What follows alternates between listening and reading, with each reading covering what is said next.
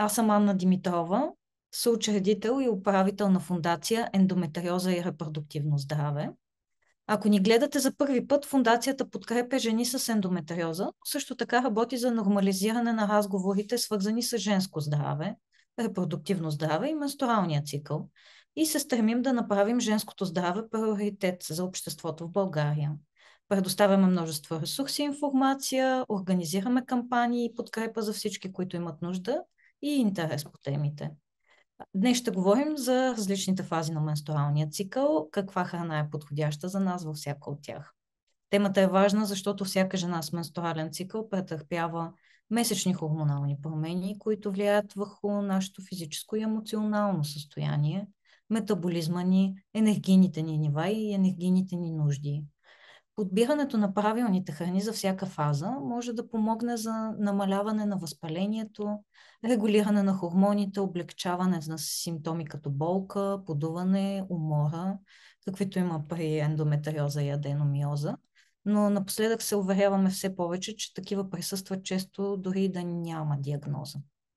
Жените с ендометриоза бързо се убеждават, че храната играе ключова роля, тъй като някои храни могат да намалят възпалението и да подкрепят хормоналния баланс, докато други могат да засилят дискомфорта и болките.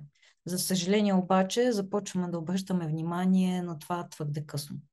Едва когато имаме значителни здравословни проблеми, а вместо това би било добре да имаме знания и навици, развити още от първата ни менструация. Адаптирането на диетата според нуждите на тялото през различните фази помага не само за облегчаване на симптомите, но и за повишаване на общото качество на живот, при това дългосрочно.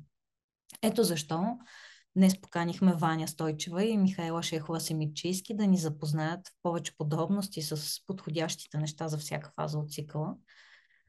Познавате ги от предишни събития на фундацията. И двете са жени с ендометриоза, дългосрочни сътруднички и доброволки към фундацията, но освен това Ваня Стойчева е специалист по естествено хранене, Михаела е специалист в хранене и лайфстайл при бременност и интегрирано здраве и медицина, както и арт-терапевт. Двете създадоха школа за женско здраве, издадаха книгата на Михаела "Операция Албатрос" за личния й опит в пътя към здравето. Скоро след това издадоха и картите Жрица, за които ще стане дума малко по-късно. Ваня и Михаела, благодаря ви, че се отзовахте. Добре дошли. Давам ви думата. Благодаря, Ани. Благодаря на всички момичета, които проявиха интерес и се включиха. Наистина смятаме, че темата е важна. Надяваме се да е от полза на повече жени. Здравейте от мен, хубава вечер. Много се радвам да съм част от този екип с тези вдъхновяващи дами. И всъщност да си поговорим за нещо, което е толкова важно, а всъщност понякога сме склонни да пропуснем, а именно да синхронизираме телата си и спецификите на хормоналния си баланс с храната, която приемаме. А това е нещо, което знаем не само на теория, и на практика сме изпитали върху нас в ежедневието си. Ще се радваме да ви споделим знания, с които да може да си помогнете и да менажирате по-добре състоянието си през месеца. Много благодаря на фундацията още веднъж и на Ана за това, че случваме това събитие заедно. Ние сме школа за женско здраве, както чухте и от Ани. Ще ви представим темата хранене според фазите на менструалния цикъл в комбинация с един инструмент, който създадахме с цел да подкрепи жените в пътя им да си припомнят това забравено знание, защото, за съжаление, всъщност сме го знаели и просто в последните десетилетия и години начинът ни на живот е наложил по някакъв начин да спрем да го използваме. Започваме с това, че информацията, която ще чуете, не представлява индивидуален медицински или терапевтичен съвет, нито преглед или лечение, съобразени с състоянието ви, не замества необходимостта от лична грижа и подход по време на професионална консултация, както и че обсъжданите препоръки и практики трябва да бъдат съгласувани с наблюдаващ лекар, медицинско лице или квалифициран специалист и не са база за самоназначаване на изследвания или самолечение. Съвсем накратко за нас, въпреки че вярвам, доста от вас вече ни познават, било то от минали събития, вебинари, статии, които пишем и за фундацията, и в нашия блог. Реално не кратък път сме минали да стигнем до тук и като жени с ендометриоза, и като квалифицирани дами в сферата, събрани общата кауза и вярата, че можем да ви помогнем да се сприятелите с тялото си, да ви предадем малко от личния си опит, от практичния ни опит и от надеждата всъщност, че могат нещата да се подобрят, всъщност представяйки ви знания и методи, чрез които да го направите. Имаме множество квалификации, не спираме да се обучаваме, да търсим, да общуваме помежду си, да надграждаме знанията си. И не на първо, а може би дори на първо, не на последно, може би на първо място всъщност сме, както Яни споменала, на една от 10 жени с ендометриоза, така че нещата са ни много присъщи и много, много близки всъщност и до нашата лична история, и до сърцето, правейки това, с което се занимаваме. За какво ще си говорим днес? Подготвили сме ви няколко точки, които смятаме, че са важни, като започваме с двата часовника в тялото ни, 24-часовия към 28-дневния ни часовник, които ще чуете какво представляват. Съответно, фазите, през които преминаваме като жени всеки месец и съответствието им с сезоните в природата. Защо всъщност е толкова важна овулацията ни, как влияе върху системите и вече накрая съвсем практично храненето и метаболизма ни спрямо фазите от менструалния ни цикъл. Започваме с тези часовници, всъщност, които са изключително важни, за да започнем всъщност да поднесем темата и тя да бъде по-лесно разбрана. Всъщност, има няколко часовника, с които нашите тела като жени се съобразяват, които са доста различни, всъщност, например, от мъжкото тяло. Един от тези часовници всъщност е 24-часовия циркаден ритъм, който се повтаря отново и отново, свързан е с ритъма на Слънцето. Този циркаден ритъм е еднакъв за мъже, за жени и за деца и всъщност всички сме подвластни на него. Има определени неща, които се случват в телата ни чисто на хормонално ниво и съответно работа на различните органи в определени периоди, които са важни и верни за нас като човеци на първо място. Кога всъщност е най-ниска температурата ни, сутрин, кога се повишава кортизола, кога са ни най-бързи реакциите или най-високата телесна температура, например, малко по-късно в деня.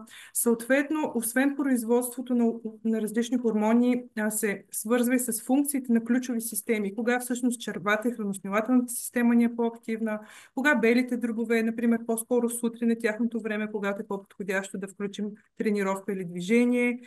Кога е работата на черния дроб, когато трябва да се детоксикира и съответно той да извършва функциите си.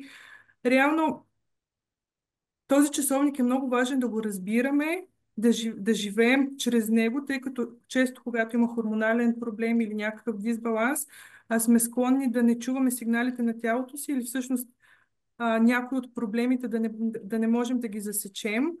Всъщност, циркадният ритъм е изключително важен и е добре да му обръщаме внимание, защото влияе и на температурата, както споменах, и на жажата, апетита, циклите на сън и будуване, баланса на течностите, имунитета, сърдечната функция, половата функция. Всъщност всички органи си имат определен период, в който са по-активни спрямо този 24-часов часовник. И проблем в една от тези части всъщност би могло да окаже сериозен ефект върху друга, като скачени съдове реално е всичко и макар и нали, така описани в пореден начин, всъщност взаимовръзката е много по-сложна и интересна и е важно да я разбираме и да живеем спрямо нея. Преминаваме към другия часовник, който тик-така в тялото ни, но в тялото на нас като жени в репродуктивна възраст. Това е 28-дневния ни часовник. Наричат го, води се инфрадиански ритъм. Това е ритъм, при който самата продължителност е повече от 24 часа. В стандартния случай 28 дни, но съответно това нещо може да варира и пак да е нормално. Това всъщност е ритъмът на менструалния ни цикъл и на четирите фази от цикъла ни, през които преминаваме, които може да видите отстрани на картинката. Сме опитали визуално да ви представим съответствието между всяка една от фазите на цикъла спрямо сезоните в годината, защото по този начин е много лесно първо да го разберем и второ да го запомним и да започнем да се съобразяваме с по-лесно с тези фази.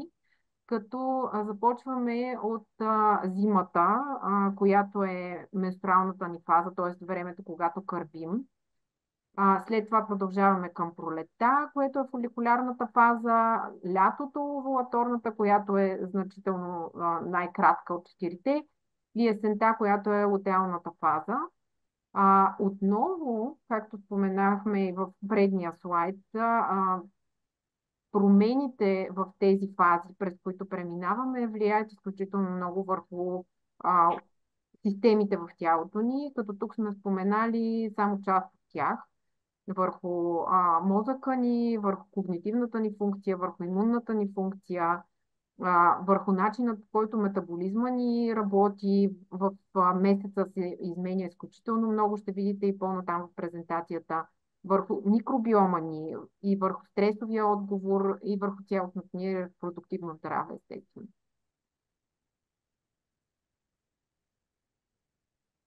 Изключително важно е да включим този 28-дневен часовник в планирането на живота си, на събитията, които ни се случват, на храненето, като нали, главната тема, която засягаме днес.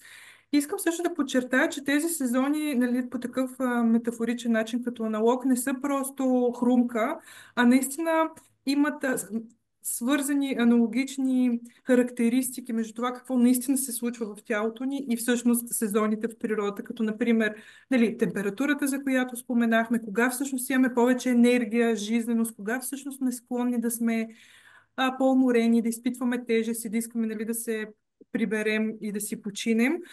И всъщност, нали, още по-интересно и сложно става, когато се насложи и външната обстановка върху всъщност това, което изживяваме вътре.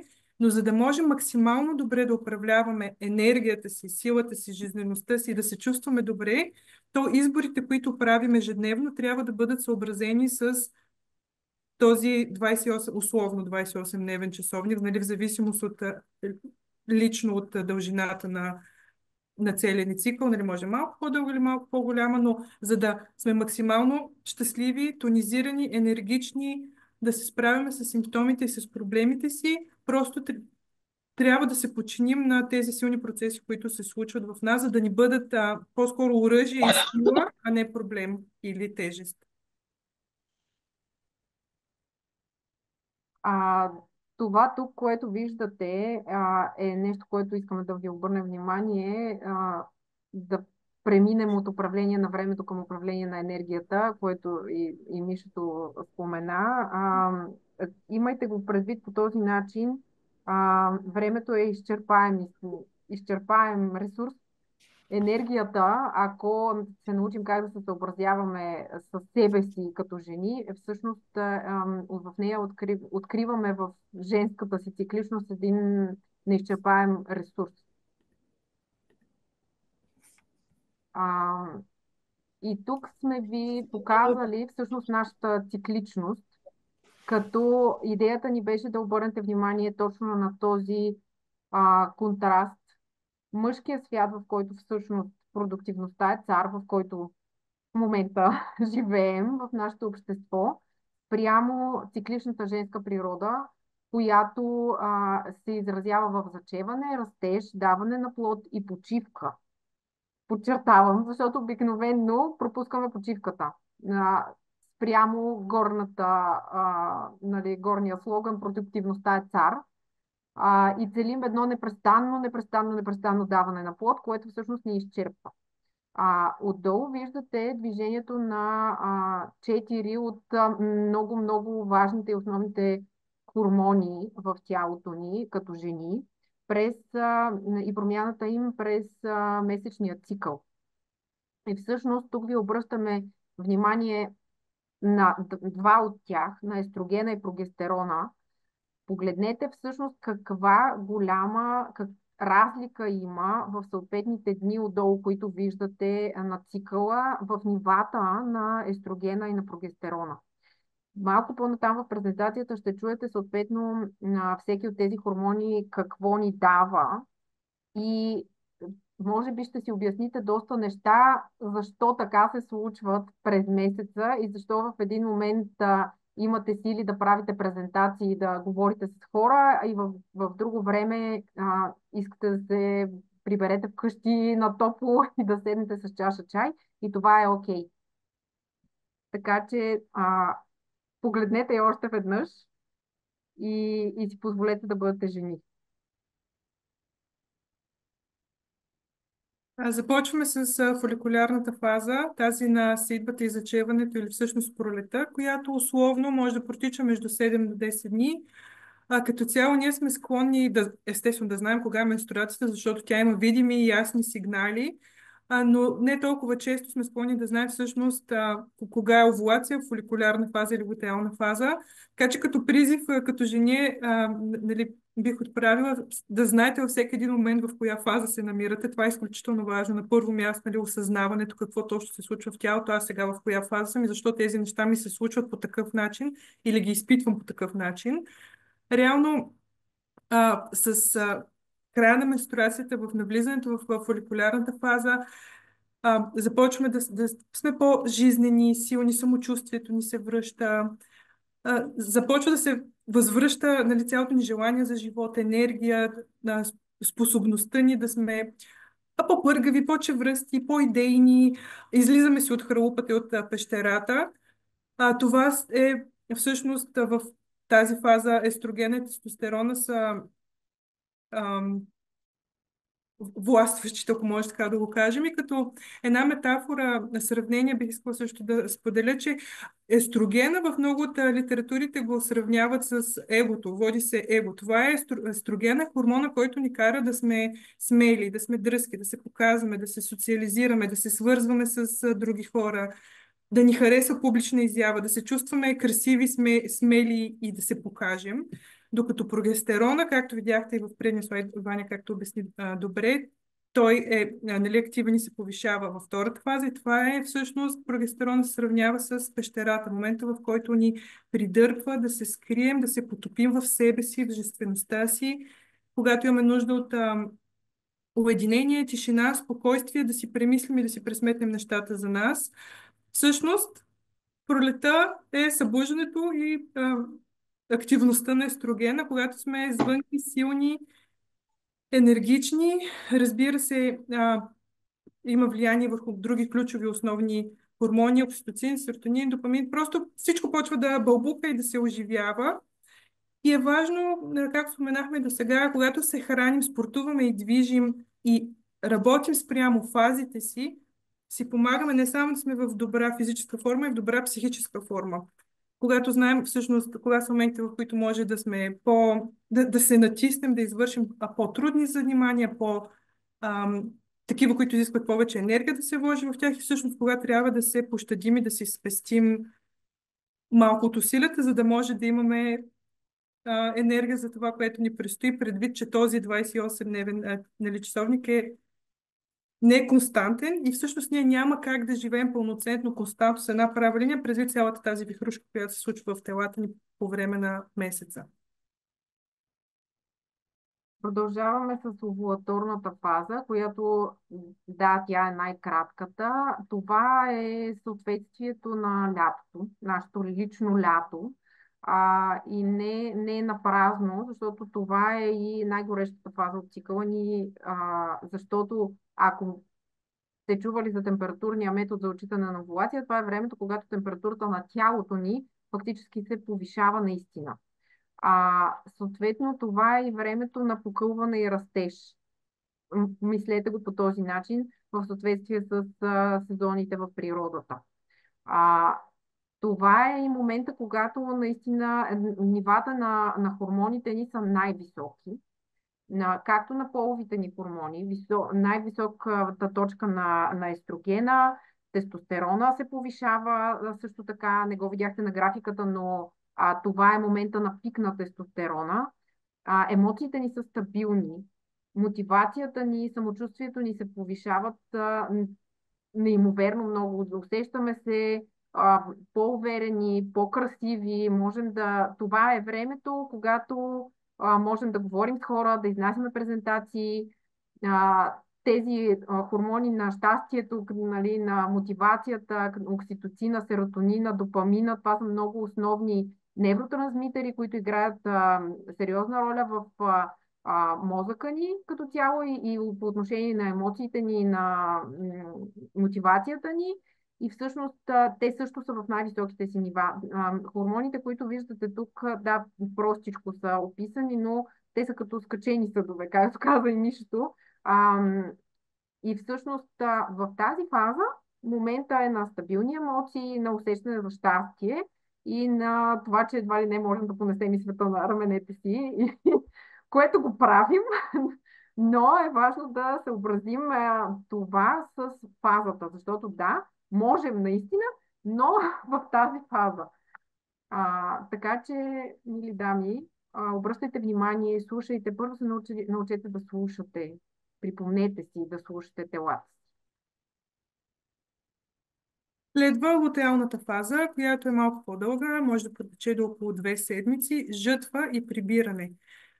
Тук е уместно да разделим лутеалната фаза на 2 подфази, тъй като непосредствено след овулацията характеристиките са по-близки до тази на овулацията. Вече преди менструацията е по-различна като начин, който се чувстваме всъщност какво се случва с хормоните ни.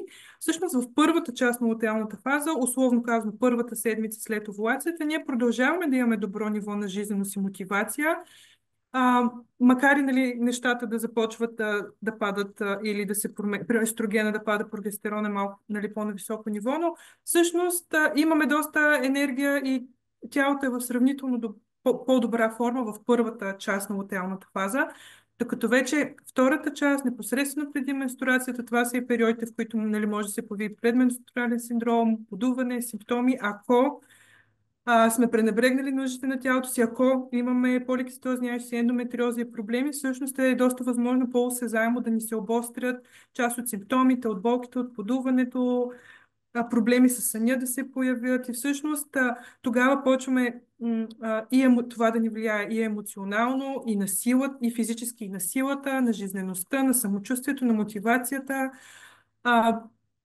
Ако има хормонален дисбаланс, буквално броим дните до менструацията, пък симптомите може по-трудно да се справяме с тях.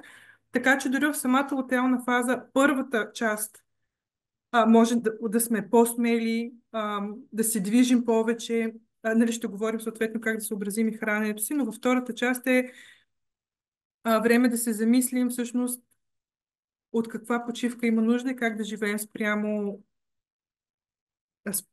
нуждите на тялото си, като вече във втората фаза, поради и покачването на прогестерон, имаме нужда от повече калории. Това е периода, в който трябва да включваме полезни въглехидрати, докато в други фази бихме могли да ги изключваме, тук вече са ни нужни, за да може тялото да се справи с това, което му предстои, а именно менструацията. И завършваме фазите ни с менструалната фаза, дните на кървене. Тук има една много интересна дума, на която искам да ви обърна внимание – угар. Това означава почва подготвена за сеидба, обаче в почивка. И този момент ние го пропускаме в нашето забързано ежедневие. Запомнете я. В този период, последния от менструалния ни цикъл, най-вероятно повечето от вас са го усещали. Това е времето, когато имаме вътрешна, много силна нужда от оттегляне, от почивка. Това ни е времето, когато можем да преосмисляме неща, да обмислим проекти, които сме случили. Това е времето ни, когато можем да се обърнем навътре, да погледнем себе си, да погледнем какво сме създали и да го анализираме, защото ако не си го дадем, следващите сезони няма да са и плода, който ще дадем в следващите сезони, няма да е това, което търсим. В този период хормоните са в най-низките си нива. Не изпитваме мотивация за работа, не изпитваме, нямаме желание за общуване до такава степен. Имаме желание да се оттеглим. Обърнете внимание, това е най-студения период от цикъла ни, наистина, физически. Температурата ни тогава губим кръв. Логично е всъщност да е най-студения период. И е важно в този момент първо да си дадем на себе си любов и топлина. И не само нали, като емоция, а и физически топлина. Също както Ваня спомена, освен, че е подготовка за идния месец, така е и знак всъщност как сме се справили в предходния месец. Обикновено, ако менструацията е тежка и твърде изтощаваща, е знак, че сме се преуморили или не сме се съобразили реално с нуждите на тялото си през изминалия месец. Така че много голяма индикация всъщност за това как живеем. И както споменахме, менструацията е видимата част нали, на нашия цялостен цикъл, но всъщност овулацията е не по-малко важна, напротив, изключително важна е всъщност, когато се научи, може лесно да разпознаваме и нея, кога ни се случва, тъй като тя също върви ръка за ръка с редица проявления. И всъщност изключително важно е, защото участват, влияе върху различни системи, върху различни органи. Съответно, споменахме за това, че се фокусираме върху прогестерона и естрогена в тази презентация, въпреки че има и други важни хормони, но прогестерон е този, който е успокояващия ин хормон, този, който нали, ни дърпа към пещерата да си починем и потушава възпалението, изгражда мускулите, подпомага съня.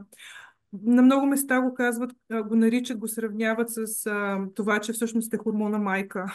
Така се нарича, нали, с прегнолона, прогестерона. Те са всъщност тези, които са благодатни да се посеят. Те са хормона, който нали, в последствие, ако се случи бременност, скача до тавана и бебето се къпе в прогестерон, за да може да се развие.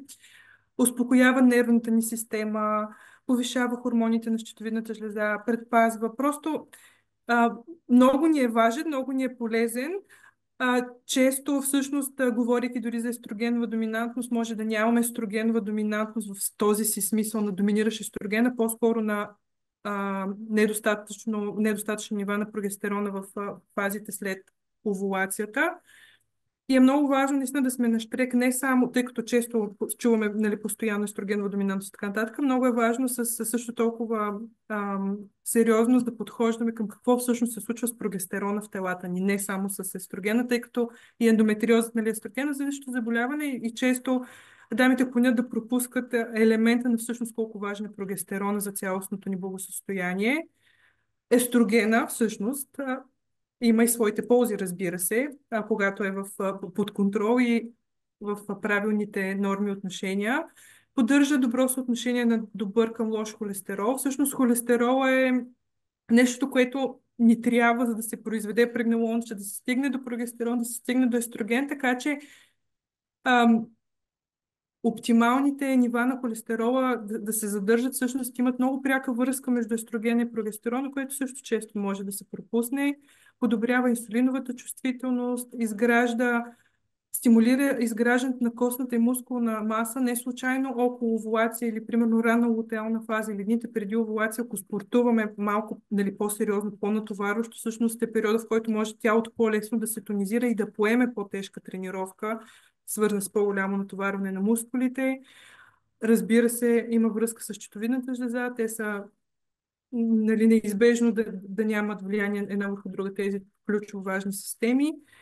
Естроген е свързан с производството на колаген и влага в кожата ни. Може би много от вас също тук ще разпознаят, че с естрогенова доминантност с ендометриозата доста от жените изглеждат добре като буквално външност, като кожа, като еластичност, като жизненост на кожата, което нали, е един от плюсовете на високия естроген. Подобрява мозъчната функция, включително способността да се фокусираме. Не е случайно, както нали, многократно споменахме до сега. Това естрогена е хормона, който ни прави успешни в занимания и дейности в определени фази от менструалния цикъл, когато мозъка ни е чевръст и бърз. И всъщност това е полза.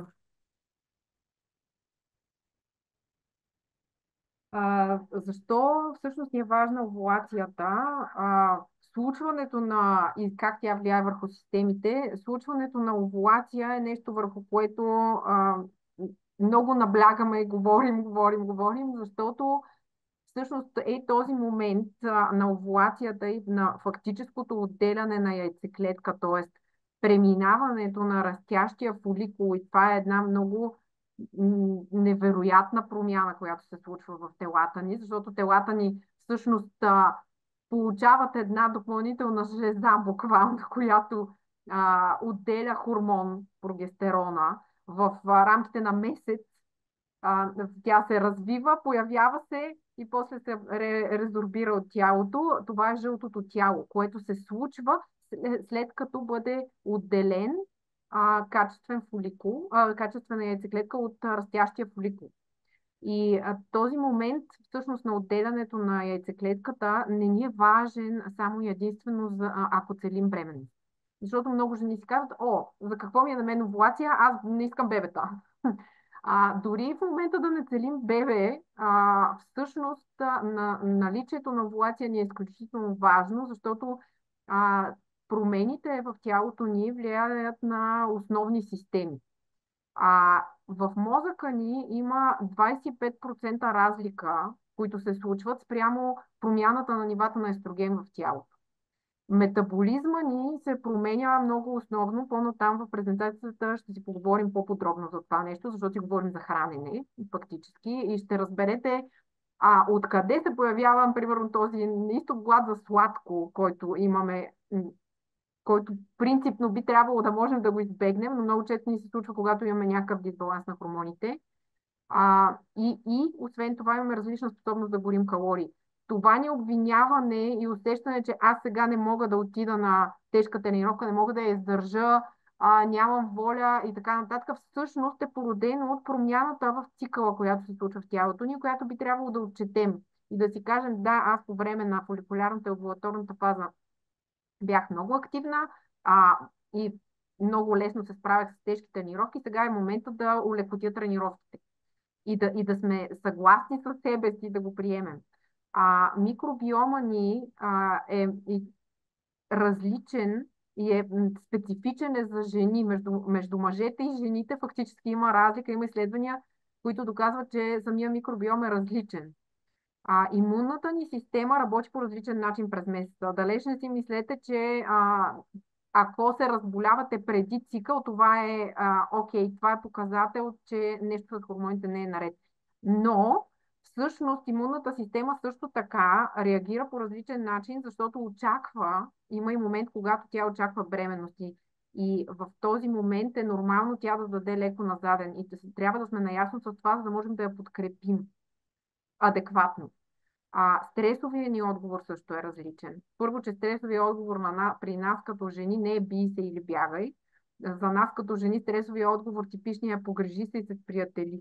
Но всъщност реакцията ни на стрес е различна и при преминаването през различните фази от цикъла и спрямо промените на тези хормони, които видяхте, така големи, които се случват. Храната не е просто храна, тук слагам малко да ви посъбудим. Тя е информация и всъщност е много важно какъв избор правим за това какво да приемаме и всъщност от какво се нуждаем и как то влияе върху хормоните ни. Казахме ви всъщност за това, което създадахме заедно в школата, картите жрица. Показваме ви ги. Всъщност те са един инструмент, за това ви го показваме, който да ви бъде в помощ. Те са съобразени с фазите на цикъла и съдържат предизвикателства, които да ви помогнат първо да се слушате, защото това е първото, което сме загубили. Е важно да почнем да си обръщаме внимание навътре, малко да чуем навътре, защото сме склонни само навън да обръщаме внимание. първо да се слушаме и след това да започнем да си припомняме какво е подходящо да правим в съответните ни фази. И съответно са създадени на база вдъхновението ни от връзката между женското тяло и този аналог с природата, така че всички тези неща, които говорим за пролет, лято, есен и зима, връзката с нашите лични сезони, всъщност са в основата на създаването на този инструмент като жени, един личен аксесуар, с който да си помагаме на телата ежедневно с себегрижа и любов към тях. И да си преминем вече към храненето. И нека сменим първо говора, който тече вътре в нас и начина, по който си говорим като цяло. Първо да приемем това, че сме жени, това, че сме циклични същества и да преминем от това аз не мога да се придържам към диета и нямам воля и в един момент започва да ми се ядат някакви неща и диетата приключва, към когато преминавам от една хормонална фаза в друга, аз всъщност имам различни калорийни нужди. И това е приемливо и мога да се науча да се храня така, че да осигуря на тялото си вещества, така че то да не изпада в дефицити и съответно да ми помага, а не да се опитва да ме саботира. Всъщност, както видяхте в началото какво се случва с хормоните, сами може да разберете, че това предполага различни нужди, различни храни, с които да захранваме телата си. И всъщност от тези така популярни диети и режими, които фигурират, няма нещо, което универсално да работи за всичките тези 28-30 дни от месеца. Било то нисковъглехидратни, кето, гладуване или така нататък, фастинг за определени часове, всички имат своите ползи, но и своето място, кога да бъдат използвани. Отново сега ще минем през всички фази. Фоликулярната, пролетта. Всъщност, нали, след приключването на менструацията, това е период, в който сме с по-потиснат апетит, забавен метаболизъм в очаквана вероятна бременност, нямаме нужда чак от толкова много калории. Това е период, в който спокойно може да включим някакво гладуване за определени часове и това да не ни се отрази, да не ни влоши състоянието на хормоните.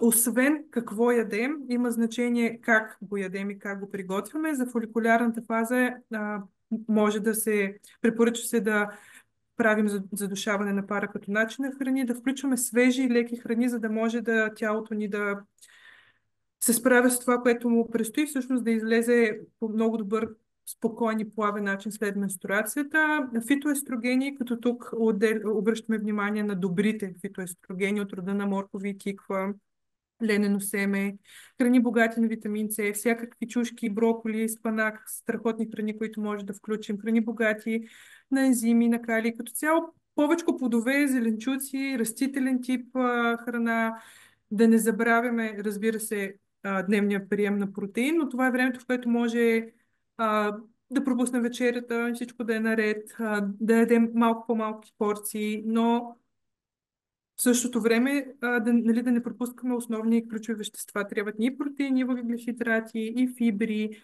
и качествени мазнини, за да дадем от това, което тялото има нужда.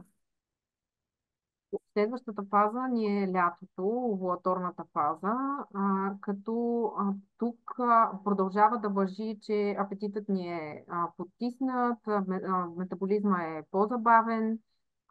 Тук е фазата, както ви споменах, това е най-горещата фаза от цикъла ни и съответно през лятото естествено ядем свежи, сурови храни.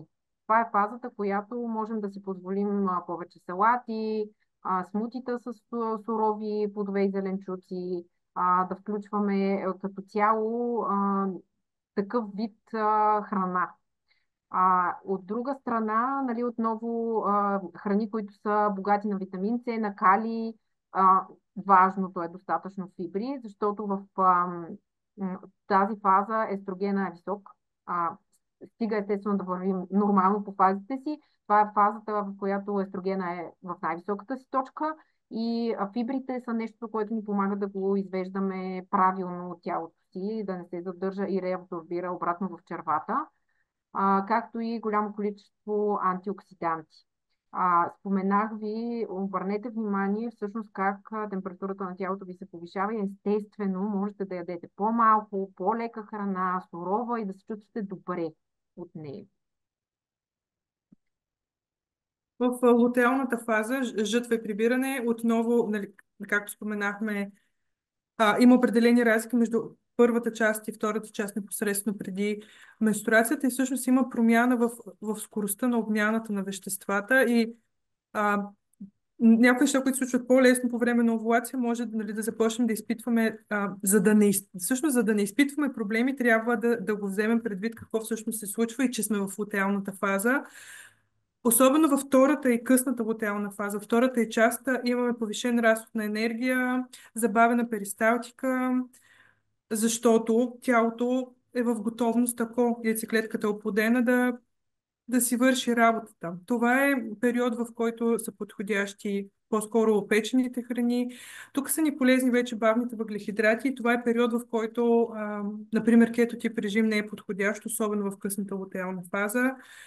Богати на Б витамини храни, това са всичките тъмни зеленолистни, които е добре да включваме с всяко основно ястие. Било то сурови, било то поширани или печени. По принцип бетата са много полезни. В тази фаза по-скоро препоръчително да ги печем. Храни богати на калци, на магнези, на фибри. Значи в магнезия всъщност има различни ядки, банани и така нататък, но всъщност шоколада е богат на магнези и често изпитвайки силен глад към шоколад, особено в късната лутеална фаза, всъщност може да е знак за това, че ни липсва магнезий, който е набавен през другите храни и всъщност задоволявайки нуждите си с бобови растения, кашута, ядки или, нали, определени плодове и зеленчуци, всъщност е най-добрият начин да се справяме с силния глад за сладко. И завършваме с менструалната фаза, което е и времето ни за почивка и най-студената част от цикъла. И не напразно в тази фаза препоръката е за тип готвене варенето. Тук целим топла храна, топла и течна храна, която да е лесно да се преработва от тялото, т.е. да сме и помогнали отвън и да внесе топлина, защото тази топлина в момента ни липсва. Реално тук също има допълнителна промяна в скоростта на обмяна на веществата. Апетитът ни е повишен. Не дейте да му се противите. Защото противейки се в тази фаза на това всъщност ще размести след това след пролета, която идва. И фактически този намален апетит, за който ние ви разказахме, може да не е така. Разхода на енергия допълнително се понижава, перисталтиката обаче се засилва. Тук много често го усещаме. Това нещо реално има и връзка с контракциите на матката, които се случват с цел да се изхвърли кръвта. Така че това е типично за фазата. В тази фаза трябва да целим първо, като начало, протеините ги подчертам нищо. Хубаво е да целим голяма част растителни протеини да вкарваме в менюто си. Естествено да не забравяме качествените мазнини, особено подчертаваме омега-3, особено ако има някакъв вид болка, защото болката има пряка връзка с мазнините, които приемаме. Зеленчуци и плодове с нисък гликемичен индекс, за да стабилизираме кръвната захар, но отново, както и Мишата подчерта, да не изключваме изцяло въглехидратите. Тук, нали, тип кето, силно кето, не е подходящ. Това ни е момента на кървене. Храни богати на желязо е хубаво да включваме. Губим кръв, трябва да набавим от някъде това, което губим. И храни богати на магнези, особено отново подчертавам във връзка и с болков синдром, при който го има.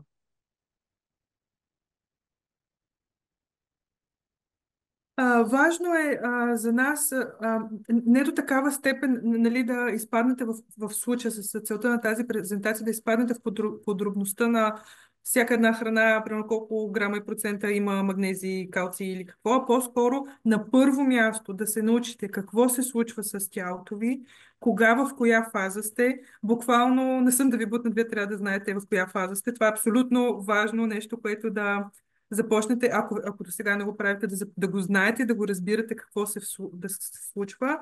В зависимост от това къде сте в вашето пътешествие на себеопознаване, започнете с това, разбирайки в коя фаза сте, да приготвяте храната по определен начин, да си правите топли супички по време на менструация, студени салати по време на овулация.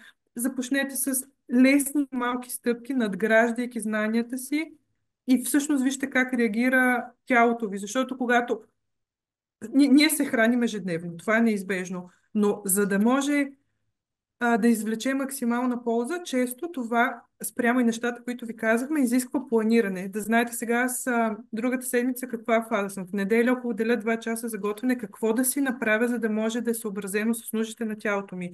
Ще варя ли, ще накисвам ли бобови 12-24 часа, или пък да си направя една супа. Реално да започнем да мислим и да планираме какво се случва в тялото ни, какво ще се случи едната седмица, от какви нужди имаме, и да живеем съобразявайки се с спецификите на женската ни природа, защото много лесно ни завлича мъжкия свят. Така че, знайки в коя фаза сме, планирайки да се изготвим, да се съобразим с температурата на тялото и на стията, с някои основни ам, минерали, вещества, с това да имаме балансирана чиния, в която имаме и протеини, и растителни.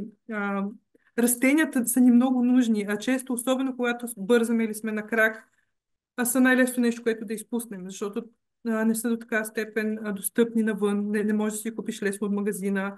Така че ви насърчаваме и се надяваме да ви помогнем, да ви вдъхновим да живеете спрямо природата си с малки поетапни стъпки, които да надграждате и всъщност да подарите време за себе си, да се опознаете, защото тялото наистина ще се отблагодари.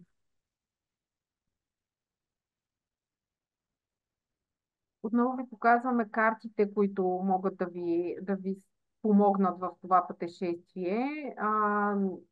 Съвсем накратко отново пролет, лято, есен и зима. Като идеята е, че имате 48 карти и по 12 за всяка фаза от цикъла с предизвикателства и в някои от тях има и линкове за статии, които можете да откриете както на сайта на фундацията, така и на нашия сайт и на блога ни. Можете да ги разгледате, напълно безплатни са и така. А, Тук можете да видите Да. част от предизвикателствата на сезон пролет относно храна. Като идеята е, че имате дадено предизвикателство и кратко обяснение защо да го направите и как да го изпълните. Реално ще получите и 24 QR кода, които водят към линкове, както към стати към блога, така и към видеа.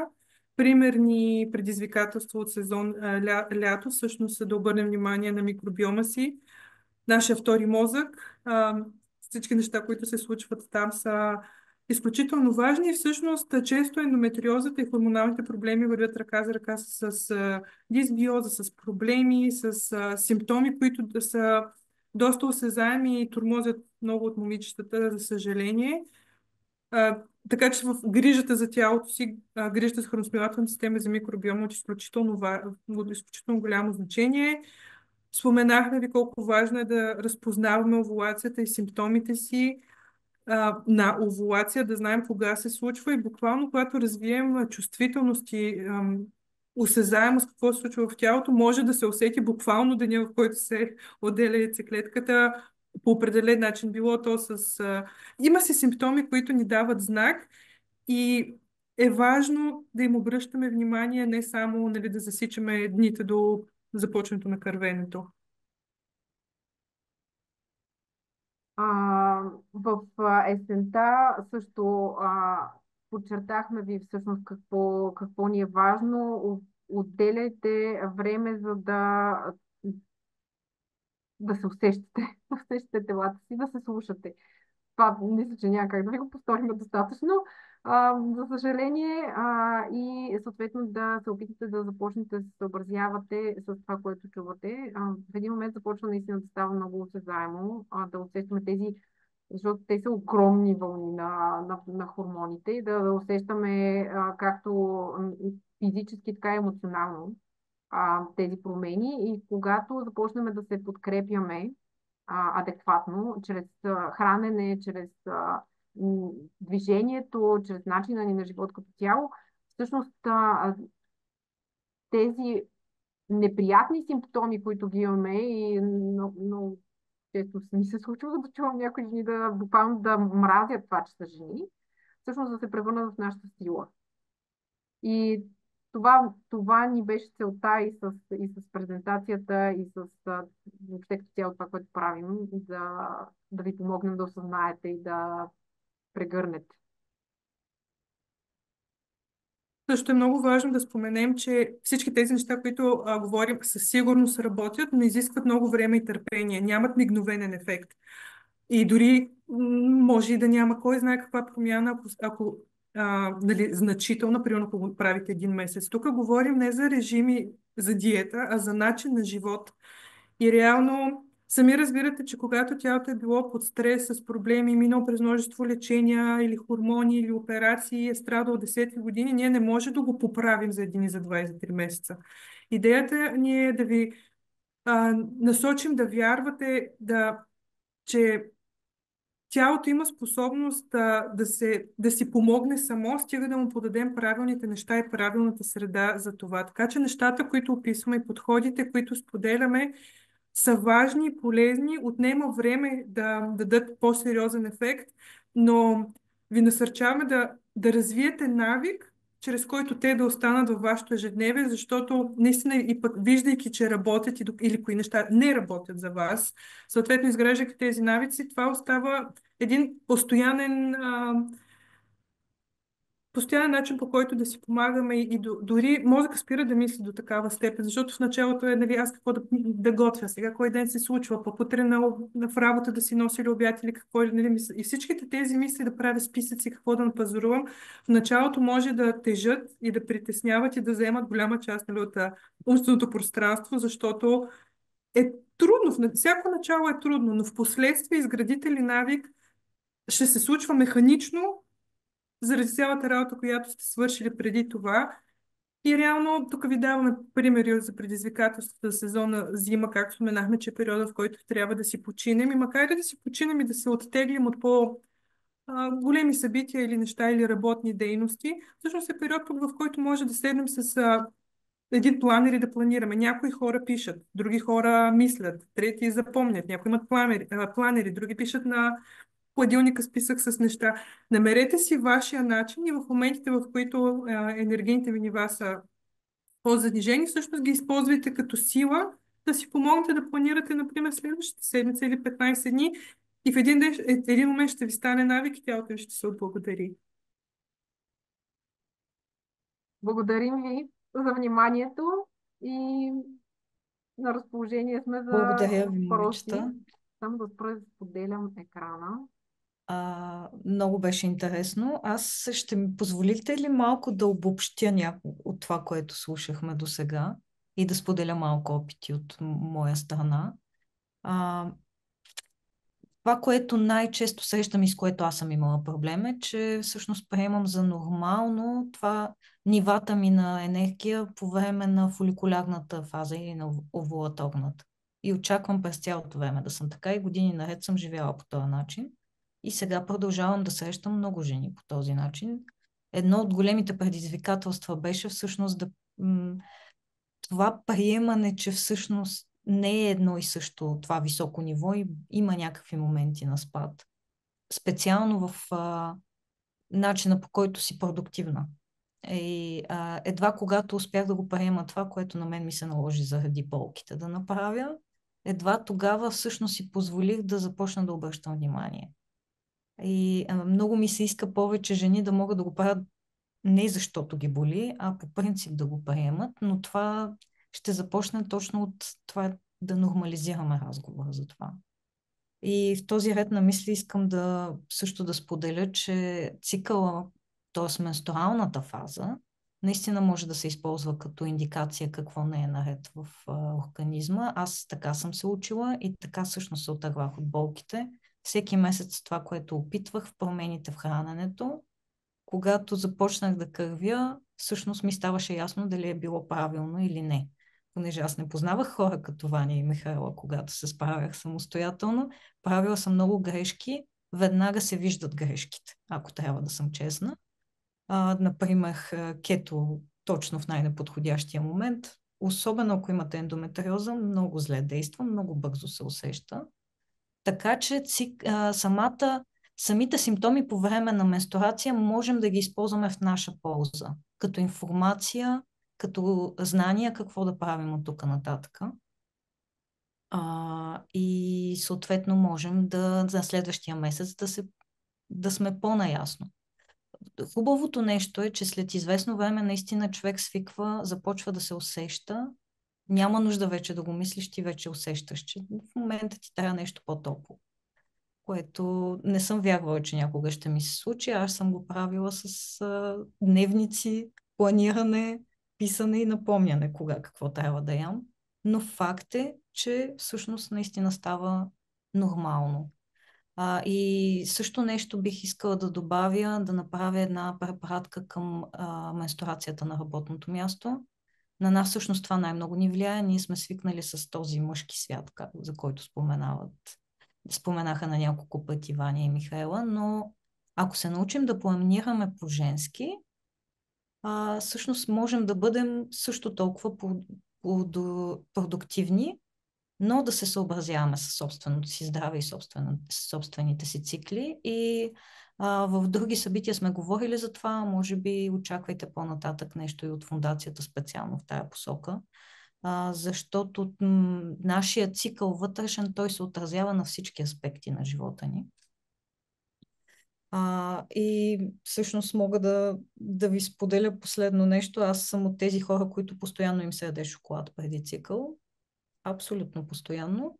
И когато се сетя, че това е знак, може би този път съм пропуснала бобовите, много лесно става, сготвям си нещо такова и нещата се променят бързо. Така че полезни са съветите, просто трябва да си ги припомняме по-често и може би да си обърнем живота по този начин. Тоест да си знаем действително кога сме в коя фаза и да се съобразяваме с нея. Така, бих искала да ви питам няколко въпроси, които имах предварително дойдоха днес и вече има и в чата въпроси. Едното нещо е за растителни протеини, всъщност е въпроса. Може ли да дадете някакви повече примери за растителни протеини и как могат да се включат и какви количества могат да се използват? Това специално за жени, които не трябва да избягват червено месо и млечни продукти. В такъв случай какво е подходящо? По принцип е добре повечето дами, ако могат да избягват червените меса или ако не могат да ги избягват, да ги намалят до максимум, дори да няма определена, нали, реакция, видима, моментална. За растителните протеини, особено като жени с ендометриоза, или ако ще го добавяме допълнително, един от най-добрия вариант е граха. Така че всякакви бобови нахлуд, леща, боб мунг, има реално, макар и в различни количества, реално протеин има и в елдата, просто не до такава степен, но като цяло грах, нахлуд, боб мунг, леща. Добре е да целим, особено ако не говорим за растителен протеин, 1,2-1,5 грама на килограм телесна маса. Реално, колкото по-големи сме, ни трябва повече протеин. Това не означава да се наваксва с въглехидрати в никакъв случай, но не означава, че има универсален режим, който да работи за всички нас. Така че е важно да съобразяваме нуждите на тялото си, които варират и спрямо хормоните, но и спрямо нашия размер. В смисъл, че дори ако една дама тежи 10 кг повече от друга, това означава, че има нужда от малко повече протеин в деня и трябва да се съобрази с него. Само да включа нещо допълнително. другото нещо, което е важно да се подчертае. Фактически във всяка растителна храна има и протеин. Понеже на моменти настава някакво такова объркване, че всъщност протеин набавяме само от животински продукти, което не е така. Проблема при растителните протеини е, че се водят непълни протеини. В смисъл, протеина вътре не се води пълен. Тоест, няма ги всичките есенциални аминокиселини, които са ни необходими, за да имаме пълен протеин. Обаче, комбинирането на различни продукти всъщност образува пълен протеин. Като най-лесните комбинации, които може да запомним, са бобови с зърнени, бобови с ядки и ядки с зърнени. Това са трите групи, които като ги комбинираме по някакъв начин в храненето си, което далеч не е, дори не е задължително да е в едно хранене, можем в рамките на деня да направим комбинацията, пак ще си набавим пълен протеин. И другото, което е много любопитно, е, например, подправките, също не ги подценявайте като нещо, което внася протеин. И реално една подправка може да допълни липсващия протеин в растително хранене. Например, ми беше много така интересно да науча, че на зелето му липсва лизин. Това е аминокиселина. И да, но с миндуха я добавя. Моята баба винаги готвеше зеле с миндух. Винаги. И просто така се готвило, защото му отива. Не е просто защото му отива, просто защото бабите си знаят работата. И всъщност знанието го има, не е напразно. Може би трябва още такива примери да ни дадеш. Много интересна информация. Благодаря за това. В чата идват въпроси вече, така че ще мина към тях и после, ако остане време за останалите. Първият въпрос е за хранителните добавки в определени фази. Дали вършат работа, когато не можем да сме постоянни с храната. Например, приемането на магнези преди менструация, дали е добър вариант? По принцип, да, хубаво е да си съобразяваме и добавките, примерно добавките с фазите на менструацията. Изключително полезно е, защото този навик да пиеме добавки плътно, без никаква промяна месеци наред, всъщност може да ни изиграе много лоша шега, особено когато говорим за добавки. Защото добавките, храната е едно. С храна много трудно ще предозираме с нещо. Докато с добавка можем да предозираме и даже да не разбереме, започвайки някакви симптоми, тия симптоми от какво са. И те може преспокойно да са. Давам ви един много простичък пример. B6, например, като добавка, може да ни докара трепкане на мускулите, което много често ние ще го свържем. Оле, липсва ми магнезий. Да, обаче много от добавките с магнезий са с добавено B6, защото се усвоява по-добре магнезия по този начин. И всъщност ние продължаваме да си набавяме още B6, симптома да не отпада и да продължаваме да си мислим, че ни е малко магнезия, а всъщност съвсем друг да ни е проблема. Така че е много важно е да се съобразяваме. Първо е важно добавки да пиеме след като сме си направили изследвания, това непрекъснато го повтаряме с Михайла, но е важно да се съобразяваме добавките с фазите на цикъла. И също е важно да не предполагаме, че евентуално може би се нуждаем от определена добавка, тъй като естествено в определени случаи, ако има недостиг или проблеми в определени симптоми, е нужно, разбира се, че трябва да се консултира с специалист човека и да приема каквото е нужно, но предполагайки, че може би имаме нужда от нещо, може да доведе и до високи токсични нива, което също е специфичен проблем за справяне.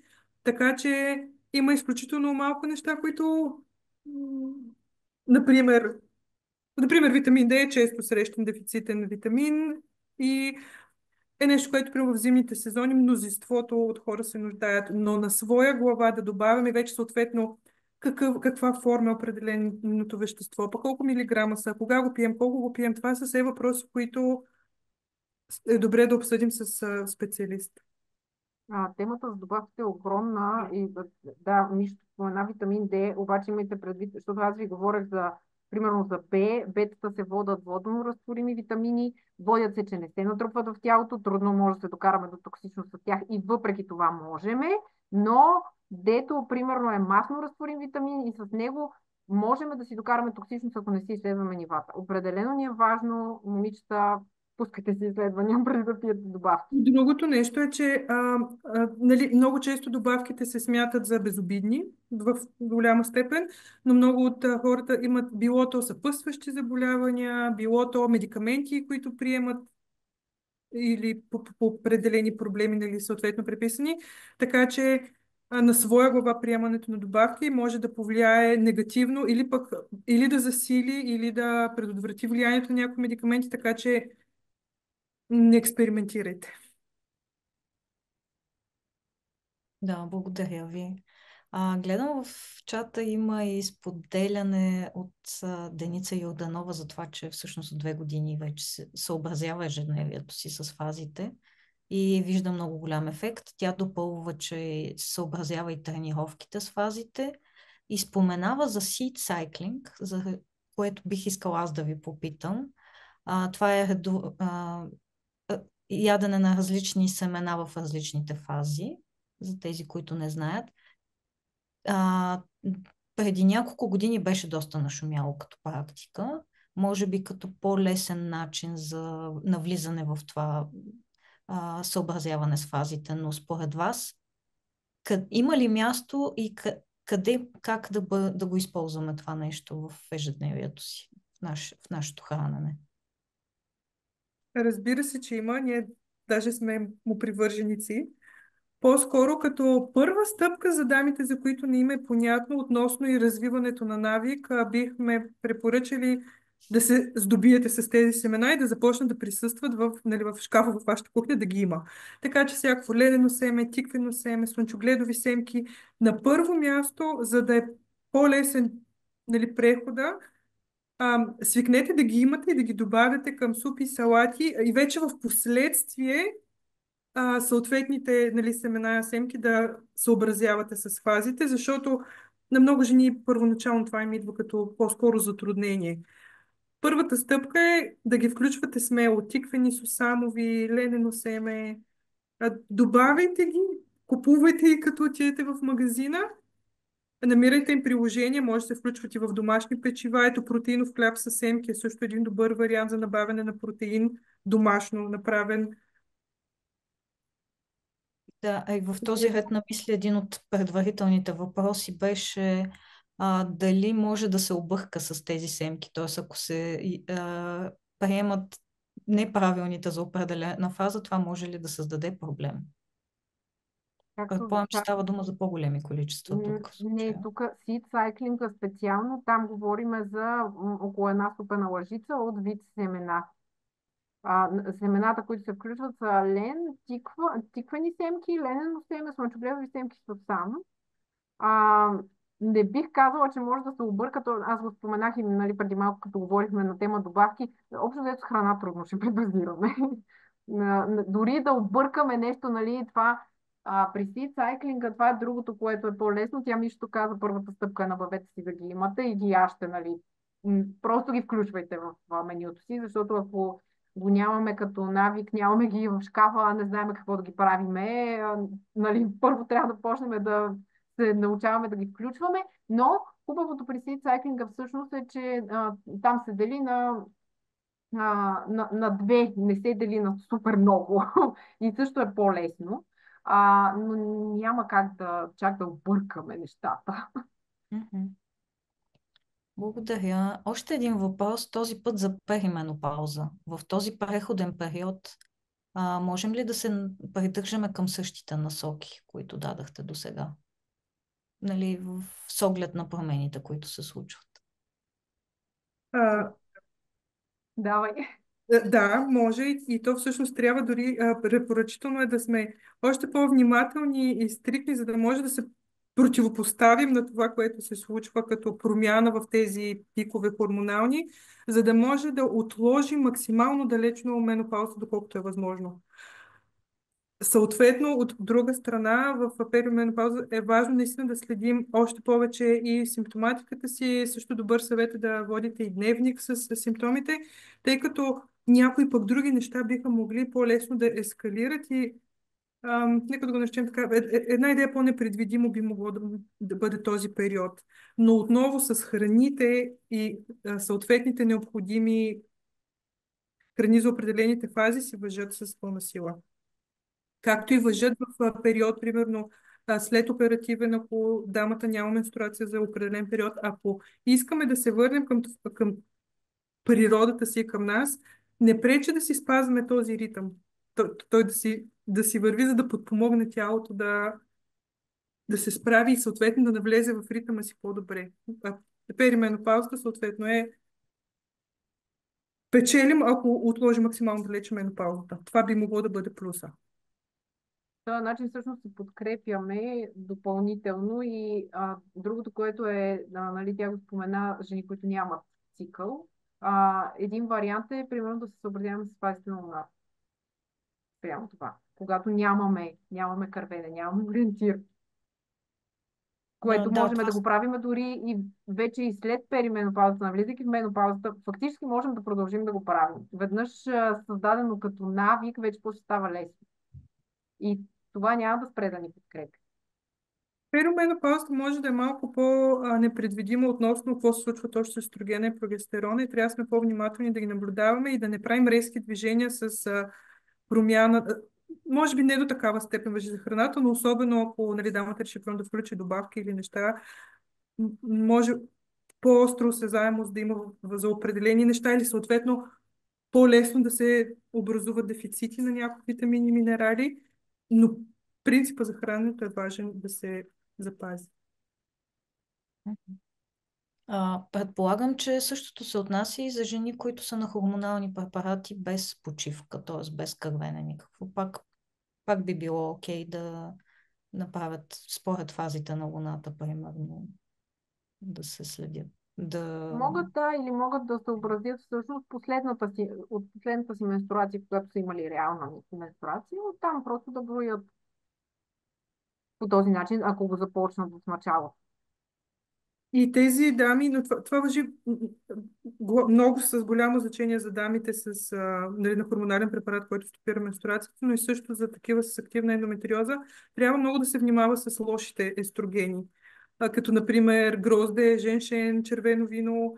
Това са неща, които особено в големи количества или регулярна употреба биха могли да по някакъв начин или объркат влиянието на медикаментите, или ако примерно се приемат непосредствено с определени отново или медикаменти, или добавки, е важно да стоим на страна от неблагоприятните фитоестрогени, особено в такива случаи, в които би могло да засили негативния ефект на нещата, които се приемат допълнително.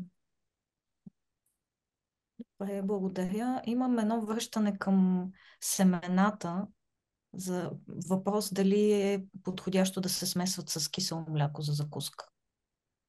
За по-лесен прием. По принцип не е проблем, ако нямаме идея какво да го правим друго. От гледна точка на киселото мляко, нали, там може да си поговорим доста, особено при жени с ендометриоза, нали, във връзка с млечните продукти, но тая тема по-скоро няма да я отваряме в момента, защото и тя си е Да, в случая огромна. имаме и хора, които не са с Да, ендометриоза. Предполагам, за тях би Важно било. е да отбележим, че повечето семена трябва да са предварително накиснати. Защото ако ги приемем в сух вариант, те биха извлекли влажността от червата ни, веднъж като попаднат в системата. Така че, примерно, ленено семе сухо с лъжицата не препоръчаме в никакъв случай.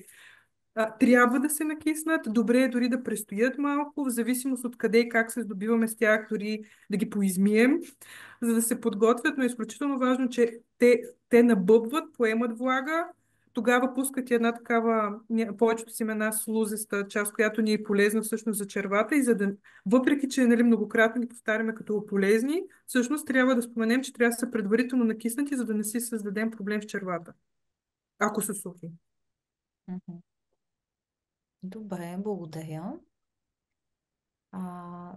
Така, имаме един въпрос за какви тренировки трябва да наблягаме в различни фази, но доколкото си спомням, ние отговаряхме на такъв въпрос в предното събитие на вебинара за движение. Така че препоръчвам да гледате, там доста подробно се говори в тази посока. Обсъдихме и доста видове спорт и Точно така. Имаше конкретни примери. Тук все пак Михайла и Ваня споменаха за по-скоро за интензивността да се съобрази. Не толкова самия спорт, колкото интензивността и натварването е важно да съобразите. И вече това, къде се чувствате добре. Движението си е още една цяла тема. Да, ще пратя Най-накратко, овулацията е периода, в който може да се натоварим, да правим силови упражнения, да се изпотим, уморим и да изтърпим по-продължителни тренировки по време на менструация или късна лутеална фаза, да се направят по-рядко, по-скоро пилатес, ходене, късна лутеална фаза, плуване, разтягане на определени, нали, мускулни групи, но силовата част трябва да е концентрирана в периода на овулацията и в останалото време да има възможност мускулите да се възстановяват. Но наистина много неща разнищихме за видове спорт, по кога да се правят, как да си пригодим ежедневието, да се съобразим с тях, така че на дамите, които имат интересно там да намерят повече информация. Да, изпращам линк. Супер. И може би, ако няма други въпроси, запазила съм си едно питане още от началото, което беше за дали може така да споменете някои важни храни за отделните фази. Просто за нещо конкретно, с което да се запомни по-лесно. Ако има нещо, което бихте Нещо, искали. което трябва да се запомни, е да си ядем зеленините. Независимо от фазите, да, в някои фази са изключително нужни, но като цяло постоянно са ни важни. Това е нещо, което изпускаме. Тъмно, зеленолистни храни с всяко едно основно ястие, абсолютна задача и много нещо, което ни е задължително и като жени с ендометриоза, и за репродуктивната система, и за качеството на яйцеклетките. Трябва да мислим във всяка чиния. Имаме ли протеин? Имаме ли зеленолистни? Имаме ли качествени мазнини? Вече съответно колко? Друго нещо, което много жени са склонни да пропускат, това е рибата. Поне 2-3 пъти седмично хубава мазна риба. От мазна, значи казвайки мазна риба, тук имаме предвид сьомга, аншуа, херинга, скумрия и сардини. Това са ни 5 мазни риби, които са важни за репродуктивното здраве. Оттам нататък... Само да ви обърна внимание тук на няколко неща, защото Мишто ги подчерта, само да. Зеленините, обръщайте внимание. Първо, да, тя подчерта тъмни зеленолистни. Тук не говорим за салата айсберг и за маруля. Не. Второ, обръщайте внимание как ги почиствате. Листните зеленчуци изключително много натрупват нитрати. При много от нас извеждането на нитратите от тялото е затруднено и е важно да ги почистваме добре. И трето, подчертавам във връзка с темата, обръщайте внимание, да, казваме, включвайте зеленини винаги. Това, което може да направите, съобразете начина, по който ги готвите с фазата си, т.е. не дейте да ги ядете на салата през цялото време. На салата можете да ги понесете добре в овулаторната фаза. Нали, в фоликулярната и в овулаторната фази. В лутеалната, особено в късната лутеална, в менструацията, не дейте да си го причинявате. Ще ви направят проблем на корема, на червата. По-скоро ще ви навредят, отколкото ви помогнат. Сгответе ги. Включете ги, но ги сгответе. Това е нещото. Другото, което исках да ви включа, нали, подчертах на го зелените, те са нещо, което, например, ни внасят магнезии. Когато мислите за магнезии, не мислете само за бобови, мислете за нещо зелено. Зеленото ни носи магнезии, освен шоколада и какаото. Да. Нещо, което също може да ви прозвучи така странно, например, храни, които са ви богати на желязо, желязото, особено пак тъмните, копривата, не дейте да я пропускате, независимо, нали, от сезона, набавете си я. Друго, което е богато на желязо, са зеленината на репичките. Не ги изхвърляйте. На ряпата в момента, нали, в момента е сезона на тези кореноплодни, зеленините им са нещо, което можем също да включим. Да, в съответствие с готвенето да го съобразим с фаза. Друго нещо, което е важно, особено около овулаторната фаза или дните преди нея, това са горчивите зеленолистни, понеже Ваня ги спомена за това като продължение. Всякакви включително листата на репичките, цикория, рукола, кълнове на бобови. Тези горчиви храни са ни много полезни за качеството на яйцеклетките. Концентрирани особено около примерно тези 5-6 дни в средата на цикъла. И друго нещо, което също е, нали, в общия случай препоръчително като антиоксидантна храна и за, нали, с изключително много ползи, това са дребните червени безкостилкови плодчета.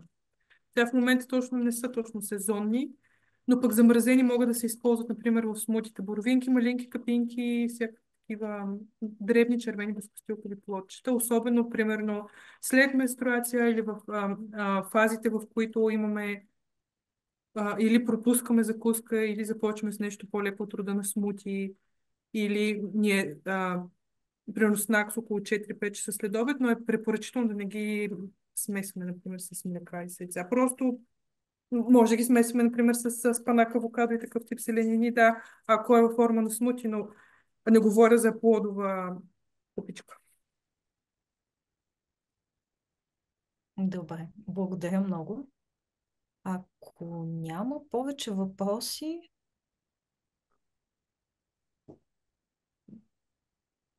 окей, може би сме приключили. Със силно ще продължим от тук нататък да работим по тази тема. Така че следете каналите ни. Ще даваме информация дали ще бъде под форма на вебинари, статии може би ще излизат, записа ще бъде достъпен в някакъв момент, ще получите имейл и ще продължим просто да споделяме и да говорим по темата, така че да се подкрепяме в това да свикнем да живеем спрямо месечния си цикъл. Благодаря на Ваня и на Михаела за информацията и за времето, което ни отделиха. Пожелавам ви на всички да успеете да внесете нещо в ежедневието си, възможно по-рано, и то да ви бъде полезно. Ето тук имате фенове вече. И пожелавам ви хубави празници и до нови срещи. Много благодарим и ние. Благодарим. До скоро!